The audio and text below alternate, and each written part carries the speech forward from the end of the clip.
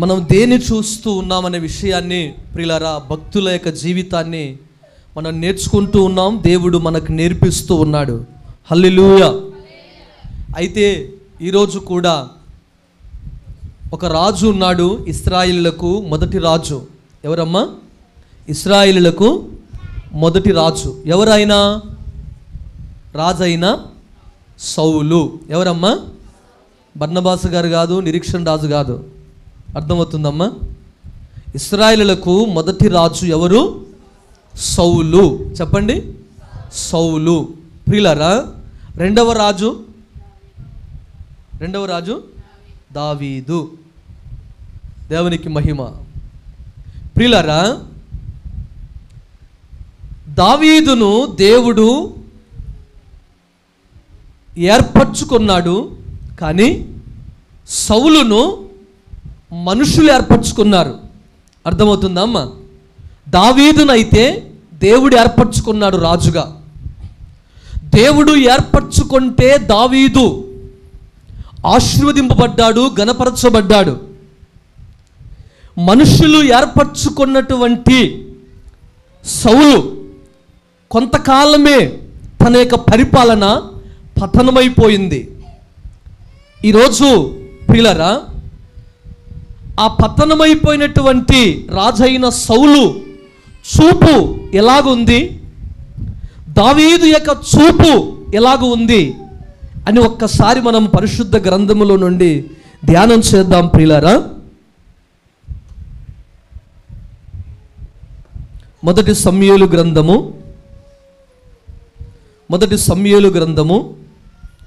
18వ అధ్యాయము. మొదటి సమూయేలు గ్రంథము 18వ అధ్యాయము 9వ వచనం. మొదటి సమూయేలు గ్రంథము 18వ అధ్యాయము 9వ వచనం. కాబట్టి నాట నుండి సౌలు దావీదు మీద విషపు చూపు నిలిపెను. దేవునికి స్తోత్రం. హల్లెలూయా. ప్రియులారా, నాట నుండి సౌలు దావీదు మీద విషపు చూపు. ఏ చూపు అంటమ్మా? విషం. అంటే పైకి దావీదు, ప్రియులారా, సౌలు స్థానములోనికి దావీదు వచ్చాడు. అర్థమవుతుందా అమ్మా? సౌలు స్థానములోనికి దావీదు వచ్చాడు. అయితే ఈ సౌలు పాలన ప్రియులారా, మనుషులు ఏర్పరచుకుంటే ఆయన రాజు అయ్యాడు.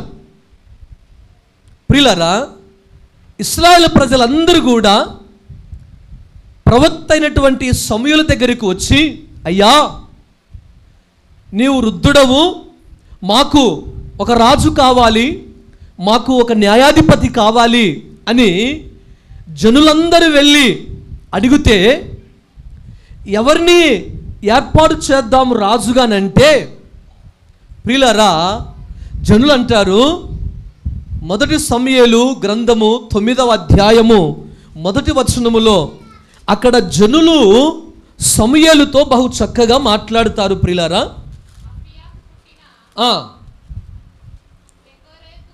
రెండవ వచనం చదువుదాం. అతనికి సౌలు అనునొక కుమారుడు ఉండెను. అతడు బహు సౌందర్యము గల యవ్వనుడు.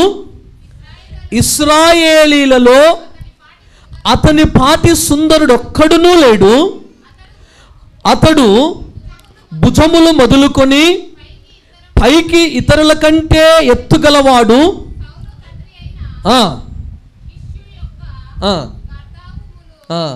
చాలు ప్రియులారా, ఇతడు సౌలు ఎలా ఉన్నాడనంటే, ఆ జనులు సమూయేలుతో మాట్లాడుతారు.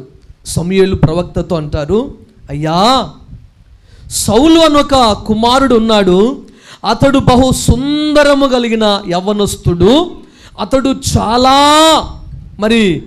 భుజములు, అతని వంటి ఒకడును లేడు అని చెప్పి స్టేట్మెంట్ ఇచ్చారు జనులు. ఇశ్రాయేలు ప్రజలందరూ సమూయేలు ప్రవక్తకు చెప్పినప్పుడు సమూయేలు నిజంగా వారిని అందరినీ సమ్మతించి వారి మాట ప్రకారంగా మరి సౌలును ఇశ్రాయేలులకు రాజుగా స్థాపిస్తాడు. ప్రియులారా, స్థాపిస్తూ ఉన్నప్పుడు ఈయన పాలన వెళుతున్న కొలది ప్రియులారా, నిజంగా కష్టపడి సంపాదించుకున్నటువంటి ధనం మనం అనుభవించటం వేరు, మోసం చేసి సంపాదించుకొని తిని అనుభవించే ధనము వేరు. అవునా కదమ్మా? కష్టపడి సంపాదించుకొని తినే ఆహారము మనిషికి నెమ్మది, ఎముకలకు సత్తువ, శరీరానికి ఆరోగ్యమునిస్తుంది. కానీ మోసం చేసి సంపాదించిన ధనం ఎముకలకు అది అనారోగ్యము కలిగిస్తుంది, శరీరము బలహీనపడిపోతుంది, అది నిన్ను నాశనానికి ముంచేస్తుంది. ప్రియులారా, నిజంగా దేవుడు మనల్ని ఆశీర్వదిస్తే తప్ప మనము కష్టపడి సంపాదించుకునే ఆ ఆశీర్వాదము వేరు. దేవునికి స్తోత్రం, హల్లెలూయా. రాజైనటువంటి సౌలు మనుషుల బలమును బట్టి, అతడు సుందరుడని చెప్పి, అతడు ఎర్రటివాడని చెప్పి, అతడు మంచి అందం గలవాడని చెప్పి అతని రాజుగా పాలించిన తరువాత కొంతకాలం తరువాత ప్రియులారా, సౌలు యొక్క రాజ్యాన్ని దావీదుకి ఇచ్చినప్పుడు అక్కడ స్త్రీలు 18వ అధ్యాయము అక్కడ రాయబడింది ప్రియులారా. 18వ అధ్యాయం మొదటి సమూయేలు గ్రంథము 18వ అధ్యాయము 7 నుండి కొన్ని వచనాలు చదివితే, ఆ స్త్రీలు గాన ప్రతిగానములు చేయుచు వాయించుచు సౌలు వేల కొలదియు దావీదు 10,000 కొలదియు శత్రువులను హతము చేసిరి అనిరి. ఆ మాటలు సౌలునకు ఇంపుగా నుండినందున అతడు బహు కోపము తెచ్చుకొని, వారు దావీదునకు 10,000 కొలది అనియు నాకు 1,000 కొలది అనియు స్తుతులు పాడిరే, రాజ్యము తప్ప మరి ఏమి అతడు తీసుకొనగలడు అనుకొనెను. హల్లెలూయా. ప్రియులారా, ఈ స్త్రీలంట దావీదు 10,000 కొలది శత్రువులను జయించాడు, కానీ సౌలు 1,000 కొలది. 1,000 ఎక్కువనా 10,000 ఎక్కువనా? 10,000 ఎక్కువ. బాగా తెలుసు డబ్బు గురించి, అవునా కదమ్మా? ఎందుకంటే అందరికి డబ్బే. పిల్లోడికి ఇచ్చి 10 రూపాయలు ఇచ్చి ఇది 100 రూపాయలు అంటే గుడ్డను అనుకున్నావా, తెలదనుకున్నావా? అవునా కదమ్మా? దేవునికి స్తోత్రం కలుగును గాక. ప్రియులారా, దావీదు 10,000 కొలది స్తుతులు పొగిడిరి, సౌలు 1,000 కొలది స్తుతులు పొగిడినప్పుడు రాజైనటువంటి సౌలు దావీదు మీద విషపు చూపు ఆయనలో పుట్టింది. ఈరోజు ప్రియులారా, సౌలుకు అలాంటి చూపు పుట్టినప్పటికీ దావీదు మనం గనక గమనిస్తే, దావీదు నిజంగా ప్రియులారా ఎక్కడున్నాడు? దావీదు యొక్క స్టేటస్ ఏంటి? దావీదు యొక్క మరి ఆయన పనితీరు ఏంటి? దావీదు యొక్క నడిపింపు ఏంటి? దావీదు ఎలా జీవించాడు అనే జీవితాన్ని మనము అనేక మార్లు జ్ఞాపకం చేసుకున్నాం. నిజంగా ప్రియులారా, దావీదు ఎక్కడో అడవిలో ఆయన గొర్రెలు కాస్తూ ఉన్నాడు, గొర్రెల ద్వారమందు నిలిచి ఉన్నాడు, గొర్రెల దొడ్డిలో ఉన్నాడు. ప్రియులారా, అక్కడ దొడ్డిలో ఉంటున్నటువంటి పరిస్థితిని దావీదును దేవుడు చూచాడు. అదే మారుగా సౌలును కూడా దేవుడు ఇశ్రాయేలుల ప్రజలలో సుందరుడు, మంచి నేత్రము కలిగిన వాడని చెప్పి ఆయనను కూడా చూచాడు. ప్రియులారా, దావీదు గొర్రెల దొడ్డిలో ఉండుట దేవుడు చూచి దేవుణ్ణి స్తుతిస్తూ ఉన్నాడు. ప్రియులారా, ఆ గొర్రెలను మంచిగా మేపుతూ మంచి లక్షణాలు కలిగినటువంటి ఆ దావీదును దేవుడు చూచాడు ప్రియులారా. ఈరోజు నిన్ను నన్ను కూడా దేవుడు చూస్తూ ఉన్నాడు. బాగా మనం గమనిస్తే ఆ ప్రాంతములో ఆ సిచ్యువేషన్లో ఉన్నటువంటి దావీదును దేవుడు ఏం చేస్తాడని అంటే ప్రియులారా, రాజు యొక్క సౌలు రాజ్యాన్ని దేవుడు కూల్చివేసి పతనం చేసి, సౌలు ఇక మీదట నీ రాజ్యము నిలవదు, నీవు మరి రాజుగా పట్టాభిషేకం పొందావు కదా, నీకు మారుగా ఒక నేను స్థాపిస్తానని దేవుడు చెప్పినప్పుడు నిజంగా ప్రియులారా ఆయన స్థానములో దావీదును దేవుడు ఏర్పరచుకున్నాడు. హల్లెలూయా. ఈయన తండ్రి దావీదు తండ్రి యెషయా, ఈయనకు 7 మంది కుమారులు. ప్రియులారా, ఒకరోజు దేవుడు సమూయేలుతో అంటాడు, అయ్యా సమూయేలు, ఇదిగో ఇశ్రాయేలులకు 2వ రాజుగా నేను నియమించబోతున్నాను, ఎవరిని ప్రభువా అని సమూయేలు అడిగితే సమూయేలుతో దేవుడు అంటాడు, యెషయాకు కుమారులు ఉన్నారు, వారందరూ వరుసబెట్టి వస్తారన్నప్పుడు నిజంగా వారందరూ వస్తూ ఉన్నారు క్రమక్రమైన. కానీ నిజంగా మనం అందరమీ ఎరుగుదుము. అందరూ మరి వస్తున్నప్పుడు సమూయేలు అడుగుతాడు, దేవా ఇతడేనా, దేవా ఇతడేనా అన్నప్పుడు ప్రియులారా దేవుడు అంటాడు, ఇతడు కాదు, ఇతడు కాదు, ఆడున్న వారందరూ అయిపోతారు. అప్పుడు సమూయేలు అడుగుతాడు, అయ్యా నీకు వీరేనా ఇంకెవరైనా ఉన్నారా అని అడిగినప్పుడు ఆయన అంటాడు, ఇంకొకడు ఉన్నాడులయ్యా, పిలుచు అన్నప్పుడు అతడు ఇక్కడ లేడు, అడవిలో గొర్రెలు కాసుకుంటూ ఉన్నాడు, అతను పిలువము, దేవుడు పిలుస్తున్నాడని చెప్పినప్పుడు ప్రియులారా దావీదును మరి పిలిచినప్పుడు సమూయేలు తైలపు కొమ్ము తీసుకొని మరి సమూయేలు దగ్గరికి దావీదు రాగానే దేవుడు మాట్లాడుతున్నాడు సమూయేలుతో, సమూయేలు నేను ఏర్పరచుకున్నది ఇతడే. హల్లెలూయా.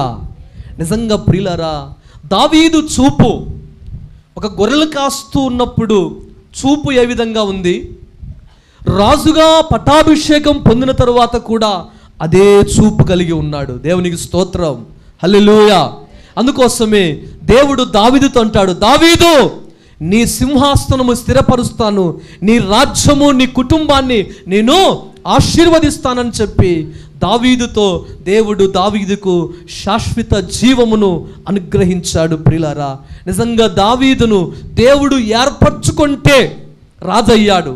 అందుకోసమే ప్రియులారా నిజంగా దావీదు అంటాడు దేవుని దగ్గరికి వచ్చి, అయ్యా నీ సన్నిధిలో నా కుటుంబమును ఈ రీతిగా ఉన్నటకు నేను ఏ పాటి వాడని అంటాడు దావీదు. ఇక్కడ మనం వచనాన్ని గమనిస్తే ఆ రీతిగా దావీదు ప్రియులారా మరి ఆ యొక్క సొలొమోను నిజంగా దావీదు కుమారుడు, నిజంగా అనంతరము సొలొమోను, ఆ తరువాత దావీదు కుమారులు నిజంగా మనం చూస్తే దావీదు వంశములో నుండి అలాగూ ఆయన వంశావళిని చూస్తే ప్రభువైన యేసుక్రీస్తు వారు జన్మిస్తారు. ఎంత గొప్ప భాగ్యం ప్రియులారా. ఈ ఉదయకాల వేళలో మనం నేర్చుకోవలసిన సత్యం ఏంటనంటే ఇందులో సౌలు దావీదు మీద విసపు చూపు చూస్తూ ఉన్నాడు. ఈరోజు మన చూపు ఒకవేళ మన యొక్క బంధువులపై మన శత్రువులపై విసపు చూపు చూస్తే మనమే పతనమైపోతాం. సౌలు విసపు చూపు చూసి అక్కడి నుండి సౌలులోనికి దురాత్మ ప్రవేశించింది. హల్లెలూయా. ఈరోజు ప్రియులారా నీ చూపు విషపు చూపు ఉన్నట్లయితే దురాత్మ నిన్ను ఆవరింపజేస్తుంది.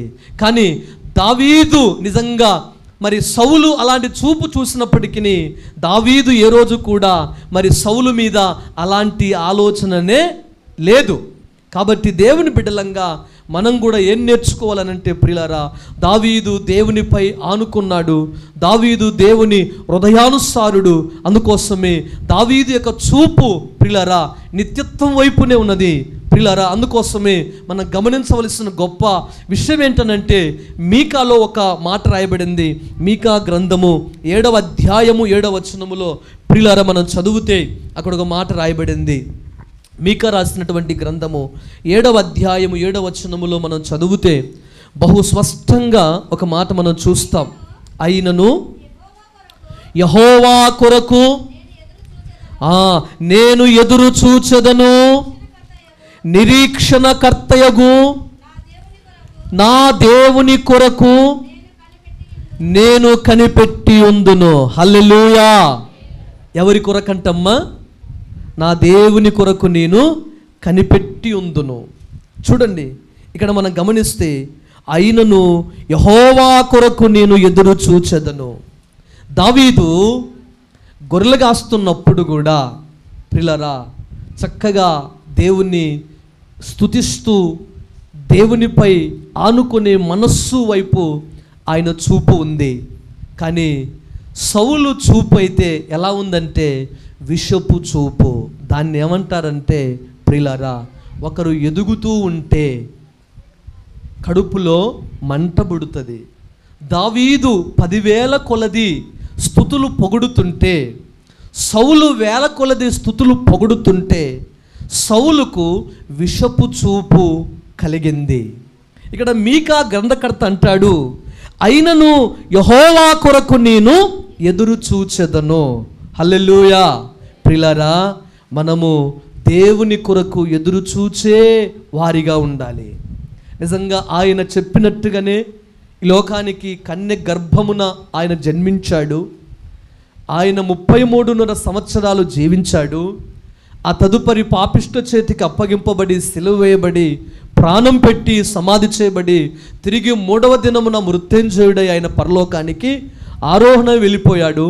ఆయన 2వసారి మేఘరుడై రాజుల రాజుగా ప్రభువుల ప్రభుగా ఆయన భూలోకానికి వస్తున్నప్పుడు మనమందరము ఆయన రాకడ కొరకు వేచి చూస్తూ ఉండాలి. హల్లెలూయా. అందుకోసమే ఆయనను యెహోవా కొరకు నేను ఎదురు చూచెదను, నా రక్షణకర్తగు నా దేవుని కొరకు నేను కనిపెట్టి ఉందును. నిజంగా ప్రియులారా, మనము దావీదులాగా మరి దేవుని కొరకు ఎదురు చూచేవారిగా ఉండాలి. మీకా గ్రంథకర్త రాస్తున్నట్లుగా మనము దేవుణ్ణి ఎదురు చూచేవారిగా ఉండాలి దేవుని కొరకు. ఒక రాజు దగ్గర దరిదాపు 10 మంది పనివారు ఉన్నారు. ఆ 10 మంది పనివారు 9 మంది రాజు దగ్గర మాకేమొస్తుంది, మేము ఏం సంపాదించుకోవాలి, మా లోటులన్నీ మేము తీర్చుకోవాలని ఎప్పుడు మాకు రాజు ఆజ్ఞ ఇస్తాడని చెప్పి ఎదురు చూస్తూ ఉన్నారంట. ఎదురు చూస్తున్నప్పుడు రాజు అనుకోకుండగా ఆ 10 మందిని పిలిచి మాట్లాడాడంట. అరే, ఇన్ని సంవత్సరాలు నాతో మీరు ఉన్నారు, ఇన్ని సంవత్సరాలు నాతో పాటు మీరు ప్రయాణం చేశారు, మీకు ఏమేమి కావాలనో మీరు అడగండి, నేను మీ అందరికీ ఇవ్వడానికి ఈరోజు దేవుడు మాకు మనస్సు ఇచ్చాడని చెప్పి రాజు ఆ 10 మందితో అన్నప్పుడు ప్రియులారా, అక్కడున్నటువంటి 9 మంది రాజును అడుగుతారు, అయ్యా నాకు ఆ భూమి కావాలి, నాకు అడ్డు అప్పు కావాలి, నాకు ఆ బంగారు కావాలి, నాకు ఆ ఉద్యోగం కావాలి, నా పిల్లలకు అది కావాలి, నా కుటుంబానికి అది కావాలి అని రాజును అన్నీ అడుగుతున్నారంట. కానీ ఒక్కడున్నాడు కదా, వాడు కాముగా నిలబడ్డాడంట. రాజు ముందు నిలబడి మీరు ఏమేం కావాలో రాసుకొచ్చుకోండి అని చెప్పినప్పుడు అందరూ 9 మంది ఆ పేపర్లు రాసుకొచ్చుకున్నాడంట. ఒక్కడు ఒట్టి చేతులతో వచ్చాడంట. ఏంట్రా అందరూ పేపర్లు రాసుకొని వచ్చారు, నువ్వేంటి ఏమి రాసుకోరాలేదు, నీకేం అవసరం లేదా అని రాజు అడిగినప్పుడు ఆ వ్యక్తి అంటాడంట, రాజా నాకేం అవసరం లేదు, రాజుగా నీ ఉంటే నాతో అన్నీ నావే కదా అని ఆ వ్యక్తి అన్నప్పుడు రాజు శభాస్రా, దేవుని స్తోత్రం కలుగును గాక. ఆ రాజు అంటాడు, ఈ 9 మంది కంటే ఇతడే శ్రేష్ఠుడు అని రాజు ఆ వ్యక్తిని ఆశీర్వదించాడంట. నిజంగా ప్రియులారా, రాజే నాకుండగా నాకేం అవసరం, ఇంకా నువ్వు నాకున్నావు, నాకేం అవసరం లేదు.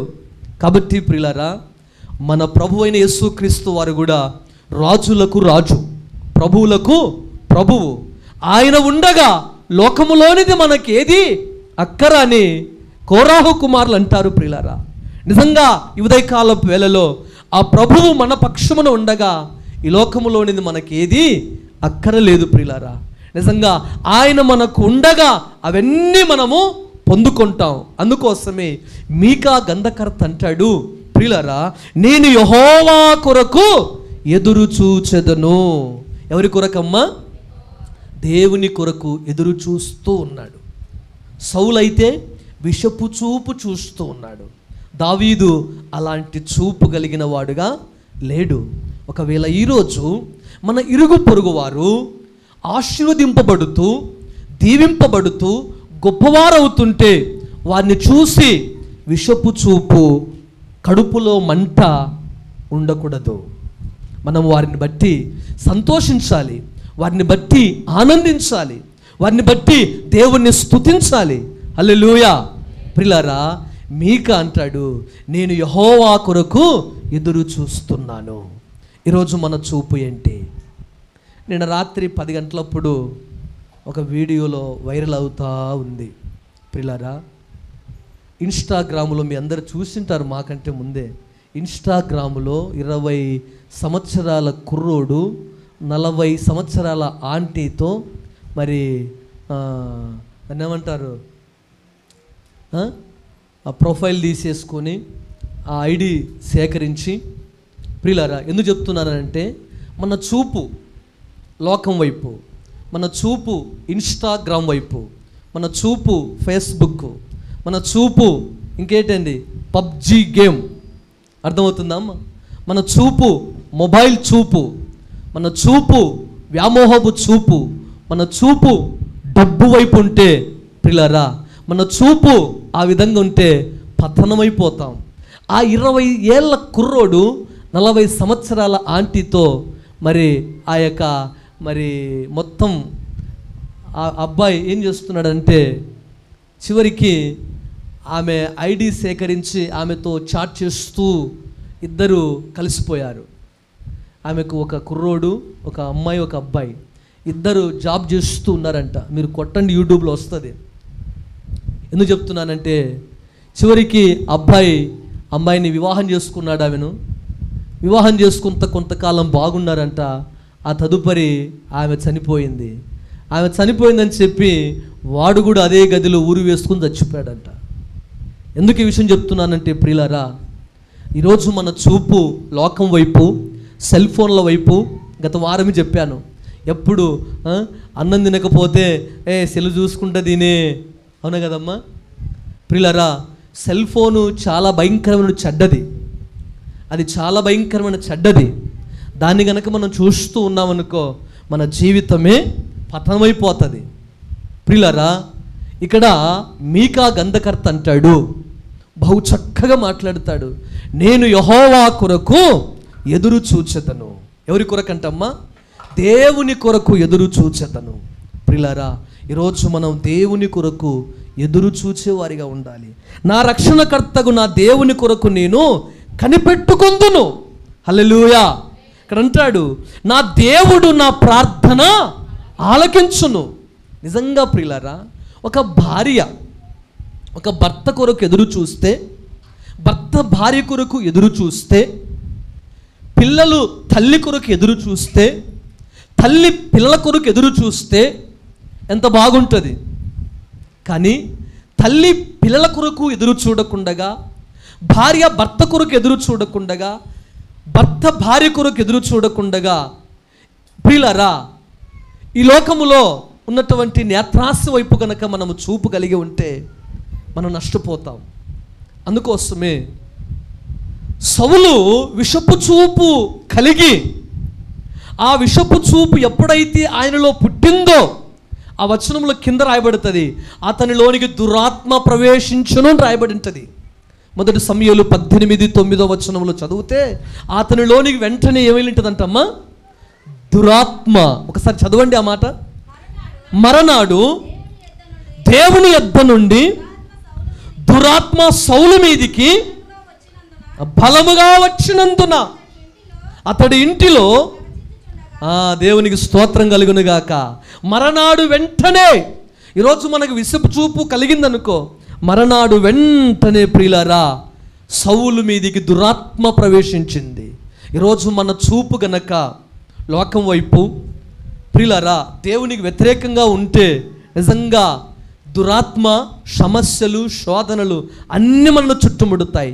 మీకా గ్రంథకర్త అంటాడు, నా రక్షణకర్తగు నా దేవుని కొరకు నేను కనిపెట్టుకొందును, నా దేవుడు నా ప్రార్థన ఆలకించును. ఈరోజు మనం అందరం కూడా, దేవా నా ప్రార్థన ఆలకించు, దేవా నా ప్రార్థనకు జవాబు, దేవా నా ప్రార్థన ఇదిగో నీవు చెవియొగ్గి ఉత్తరమి ప్రభువా అని ఆయన కొరకు మనం ఎదురు చూస్తే ప్రియులారా, నిజంగా ఆయన మన కొరకు ఎదురు చూస్తాడు. కారణం ఏంటంటే ఆయన సన్నిధిలో ప్రభు నివాసం చేస్తూ ఉన్నాడు, ఆయన మనందరిని చూస్తూ ఉన్నాడు. అందుకోసం అక్కడ అంటాడు మీకా 7వ అధ్యాయం 8వ వచనములో, నా శత్రువా నా మీద అతిశయింపవద్దు, నేను క్రింద పడినను తిరిగి లేతును. హల్లెలూయా. ఒకవేళ మనం దేవుని కొరకు ఎదురు చూస్తూ ఉంటే, శత్రువు మనల్ని ఎప్పుడు వెనువెంటాడి నాశనం చేయాలని చూస్తూ ఉంటే పిల్లరా, సాతానుడు కూడా మనల్ని చూస్తూ ఉంటాడు, కనిపెడుతూ ఉంటాడు. ఎప్పుడు వారు నాశనం అయిపోతారా, ఎప్పుడు వారు అవమాన పాలవుతారని సాతానుడు, శత్రువు మనల్ని చూస్తూ ఉంటాడు. ఇక్కడ మీకు అంటాడు పిల్లరా, ఎంత చక్కగా మన రాస్తాడు చూడు, నా శత్రువా నా మీద అతిశయింపవద్దు, నేను క్రింద పడినను తిరిగి లేస్తాను. హల్లెలూయా. నా శత్రువా ఇదిగో నేను క్రింద పడినను లేస్తాను, ఎందుకంటే నా దేవుడు నన్ను లేపుతాడు, ఆయన వైపు చూస్తున్నాను, నా దేవుడైన యెహోవా కొరకు నేను ఎదురు చూస్తూ ఉన్నాను. లోకం వైపు ఎదురు చూస్తే, సెల్ ఫోన్ వైపు ఎదురు చూస్తే నిన్ను కింద పడేస్తుంది, నీ స్థితి పతనం చేస్తుంది. లోకం వైపు చూస్తే నిన్ను లోకం ముంచేస్తుంది. కానీ నా దేవుని వైపు చూస్తే ముంచబడిన నిన్ను నా దేవుడు పైకి లేపుతాడు. హల్లెలూయా. నిజంగా ప్రియులారా, ఇక్కడ అంటాడు, నా శత్రువా నా మీద అతిశయింపొద్దు. ఈ మాట దేవుని సన్నిధిలో చెప్పండి, పలకండి. నా శత్రువా నా మీద అతిశయింపవద్దు, నేను క్రింద పడినను లేతును, తిరిగి లేతును, నేను అంధకారమందు కూర్చున్నను, యెహోవా నాకు వెలుగుగా నుండును. ఆమేన్, ఆమేన్, హల్లెలూయా. శత్రువా పలకండి, శత్రువా నా మీద అతిశయింపవద్దు, నేను క్రింద పడినను తిరిగి లేతును, నేను అంధకారమందు కూర్చున్నను, యెహోవా నాకు వెలుగుగా ఉండును. దేవునికి స్తోత్రం. హల్లెలూయా. సాతానుడు ఈ మాట వినగానే గదగద వణుకుతాడు ప్రియులారా, ఎందుకంటే యెహోవా కొరకు మనం ఎదురు చూస్తూ ఉన్నాం. ఆయన ఆశీర్వాదం కొరకు, ఆయన దీవెన కొరకు, ఆయన కృప కొరకు మనం ఎదురు చూస్తున్నప్పుడు ప్రియులారా, ఎన్ని మార్లు సాతానుడు మనని గాయపరిచినా, ఎన్నిసార్లు మన శత్రువు అవమానపరిచినా, ఎన్ని మార్లు మన శత్రువు క్రిందికి పడద్రోసినను దేవుడు అంటున్నాడు ప్రియులారా, నిజంగా మీకా అంటాడు, నా శత్రువా నాపై నువ్వు అతిశయపడవద్దు, నేను క్రింద పడినను మరలా నేను తిరిగి లేస్తాను. ఈరోజు మనమందరం కూడా పాపపు స్థితిలో, అంధకారపు స్థితిలో, భయంకరమైన లోయలో ఉన్నామేమో, నా దేవుడు మిమ్మల్ని లేపునుగాక. హల్లెలూయా. అక్కడ అంటాడు ప్రియులారా 9వ వచనములో, నేను యెహోవా దృష్టికి పాపము చేసితిని గనుక ఆయన నా పక్షమున వ్యాజ్యమాడి నా పక్షమున న్యాయము తీర్చు వరకు నేను ఆయన కోపాగ్ని సహింతును, ఆయన నన్ను వెలుగులోనికి రప్పించును, ఆయన నీతిని నేను చూచెదను. హల్లెలూయా, హల్లెలూయా, హల్లెలూయా. దేవునికి మహిమ కలుగునుగాక. శత్రువా నీ కోపాన్ని చూడను, నీ ద్వేషాన్ని చూడను, నీకున్నటువంటి విషపు చూపు నేను చూడను. ఇదిగో నా దేవుని వెలుగును చూస్తాను. నా దేవుడు నాకంటూ ఒక స్థానాన్ని ఇవ్వబోతున్నాడు, నాకంటూ నా దేవుడు నేల కూలి నన్ను లేపుతాడు అని చెప్పి మీకా గ్రంథకర్త రాస్తూ ఉన్నాడు. ప్రియ సహోదరి సహోదరుడా, ఈ ఉదయకాలములో నీవు పాపం అనే లోయలో ఉన్నావేమో, శత్రువు అనే లోయలో ఉన్నావేమో, అంధకారం అనే లోయలో ఉన్నావేమో, నా దేవుడు నిన్ను పైకి లేవటానికి సమర్థుడు, ఆయన శక్తివంతుడు. భయపడకు, దిగులు చెందకు ప్రియులారా. అందుకోసమే ఇక్కడ అంటాడు దేవుని వాక్యములో, ఆయన నన్ను వెలుగులోనికి రప్పించును, ఆయన నీతిని నేను చూచెదను. హల్లెలూయా. నీతి సూర్యుడు నీ కుటుంబములో ఉదయించునుగాక. నీతి సూర్యుడు నీ జీవితంలో కార్యాలు వెదజల్లునుగాక. హల్లెలూయా. ప్రియులారా, ఈరోజు మన చూపు ఒకవేళ పాపపు చూపు, విషపు చూపు ఉన్నట్లయితే ప్రియులారా, యేసు రక్తములో కడగబడి నిజంగా మీకా వలె మన చూపు ఉంటే, అక్కడ రాయబడి ఉంటుంది ఒక మాట, 10వ వచనములు అంటాడు, నా శత్రువు దాన్ని చూచును, నీ దేవుడైన యెహోవా ఎక్కడున్నాడని నాతో అనినది అవమానము నొందినను అది నా కండ్లకు అగపడును. ఇప్పుడు ఇది అది వీధులలోనున్న బురదవలే త్రొక్కబడును. నీ గోడలు మరలా కట్టించు దినములు వచ్చుచున్నది, అప్పుడు నీ సరిహద్దులు విశాలపరచబడును. హల్లెలూయా. కూలిపోయబడిన నీ గోడలు ప్రియులారా మరలా కట్టించడానికి సమర్థుడు ఆయన. కట్టిస్తాలే అని చెప్పి మనం ఊకే ఉంటే ప్రయోజనం లేదు. నీతి సూర్యుడైన దేవుని వైపు మనం చూడాలి ప్రియులారా. సొలొమోను నిజంగా యవన కాలంలో ఆయన ఏ పుస్తకాన్ని రాశాడమ్మా? చెప్పాను మీకు. యవన కాలంలో ఏ పుస్తకం రాశాడు? స్త్రీలలో ఒల్లీవల్లి పద్మం వంటిది బలురెక్కలసి పరమగీతం. పరమగీతం ఎప్పుడు రాశారు? పరమగీతం ఎప్పుడు రాశారు? విలాపవాక్యం ఎప్పుడు రాశాడు? అసలు సొలొమోను ఎన్ని పుస్తకాలు రాశాడమ్మా? ఎన్ని రాశాడు సొలొమోను? ఎన్ని రాశాడు? 3 పుస్తకాలు రాశారు. 1 సామెతలు, 2 పరమగీతములు, ప్రసంగి. ఆయన యవన కాలంలో ఒక పుస్తకాన్ని రాశాడు, వివాహం అయిన తర్వాత ఒక పుస్తకం రాశాడు, వృద్ధాప్యంలో ఒక పుస్తకం రాశాడు. యవన కాలంలో ఏ పుస్తకం రాశాడు? పరమగీతములు రాశాడు. అందుకోసమే సంఘం గురించి, కన్యక గురించి సొలొమోను రాశాడు పరమగీతములు. వివాహం అయిన తర్వాత సామెతలు, సూక్తులు చెప్తాడు. ఎందుకంటే అప్పుడు వివాహం అయింటుంది కదా, వివాహం అయితేనే అనుభవం, అవునా కదా? భార్య మెడ ఉంచుతూ ఉంటుంది, భర్త భార్యను మెడ ఉంచుతూ ఉంటాడు, పిల్లలు పుడతారు. సంసారం అంటే ఏంటి, సాగరం అంటే ఏంటి, బాధ్యత అంటే ఏంటో అన్నీ అప్పుడు తెలుస్తాయి. అంతవరకు ఏమి తెలియవు. అందుకోసమే సొలొమోను సామెతలు, వివాహం అయిన తర్వాత సూక్తులు రాశాడు. చివరికి నడి వయసు అయిపోయిన తర్వాత వృద్ధాపం వచ్చేసరికి ప్రసంగి. అంత వ్యర్థమే వ్యర్థమే వ్యర్థమే. యవన కాలంలో అనుభవించింది వ్యర్థమే, వివాహమైన తరువాత అనుభవించినది వ్యర్థమే వ్యర్థమే. సూర్యుని క్రింద భూమిలో జరిగినది ప్రతిదీ వ్యర్థమే అంటాడు. ప్రియులారా, సొలొమోను వృద్ధాప్యములో చూచాడు, అరే బాబు అంత వ్యర్థమే భూమి మీద, నీవే సమస్తం, నీవే సమస్తం. నిజంగా ప్రియులారా, ఈ ఉదయకాల వేళలో వ్యర్థమైన లోకములో మనం ఉన్నాం. ఈ లోకం వైపు చూడొద్దు, ఈ లోకములో ఉన్న కష్టం వైపు చూడొద్దు, ఈ లోకములో ఉన్న శత్రు వైపు చూడొద్దు, ఈ లోకములో ఉన్నటువంటి నీకున్న సమస్యల వైపు చూడొద్దు. ప్రియులారా, నీతి సూర్యుడైన దేవుని వైపు చూడు. ఆయన నిన్ను ఉదయింపజేస్తాడు, ఆయన నిన్ను పరిమళ వాసనగా దేవుడు చేస్తాడు. అందుకొరకే నా ప్రియులారా, యేసు ప్రభువారు ఈ భూమి మీద ఉన్నప్పుడు ఆయన ప్రయాణం చేస్తూ ఉన్నాడు. ప్రయాణం చేస్తూ ఉంటే పంట కోతకు వచ్చిందంట. ఏమొచ్చిందమ్మా? పంట కోతకొచ్చింది. అప్పుడు శిష్యులు ఏమంటారు? ఇంకా కొద్ది రోజులుంటే పంట కోతకొచ్చిందన్నప్పుడు యేసు ప్రభు ఏమంటాడు? పంట కోతకు ఇప్పుడే వచ్చింది.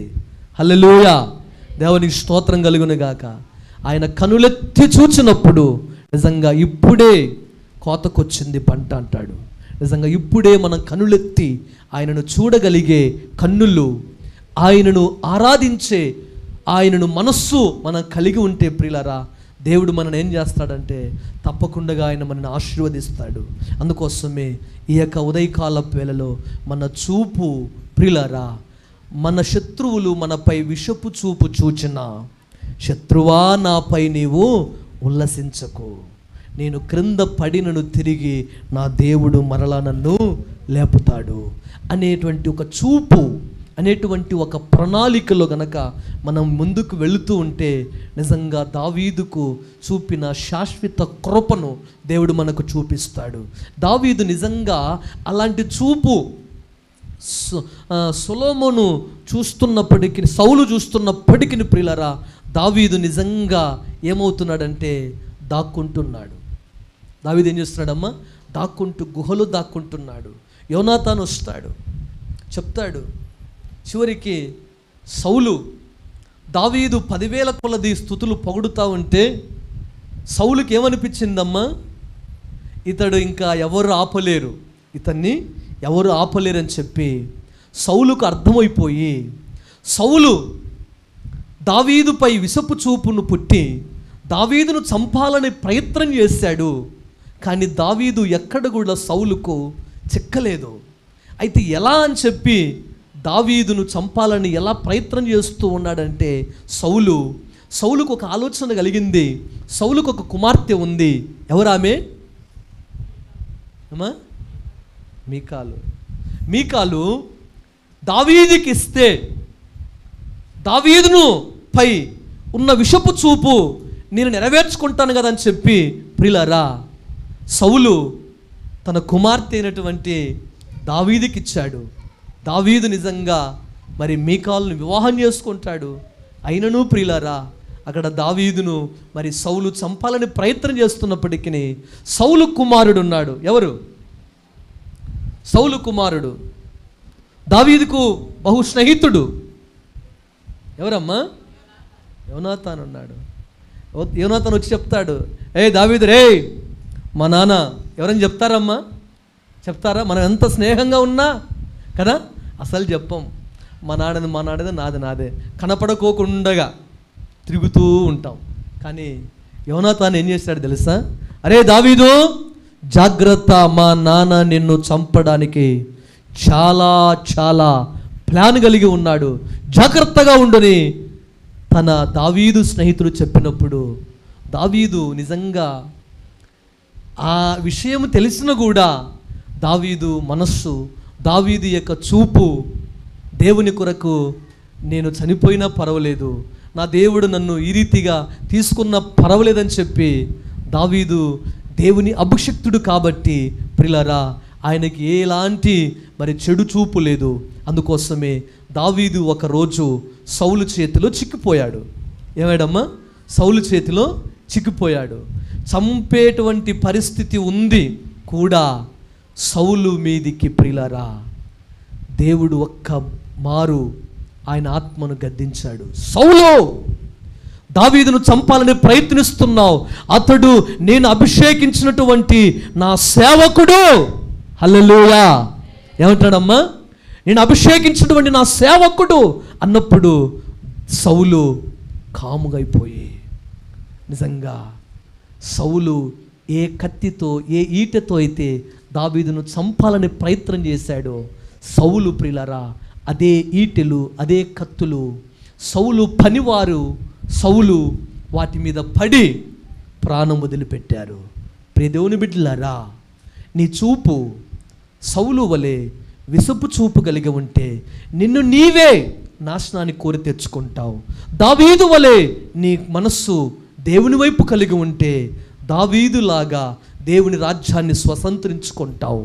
మీకా గంధకర్త రాస్తాడు, ప్రియులారా, నేను నా దేవుడైన యెహోవా కొరకు ఎదురు చూచేదను. ఈరోజు మనమందరం కూడా దేవుని కొరకు ఎదురు చూచే వారిగా ఉంటే ఆయన పరలోకములో నుండి మనకు కావలసినటువంటి అక్కరలు, ఆశీర్వాదములు, దీవెనలు సమస్తమును దేవుడు మనకు అనుగ్రహించునుగాక. ఆమేన్. దేవుడు తన పరిశుద్ధ వాక్యాన్ని మనందరి విడికిలో ప్రభు దీవించునుగా.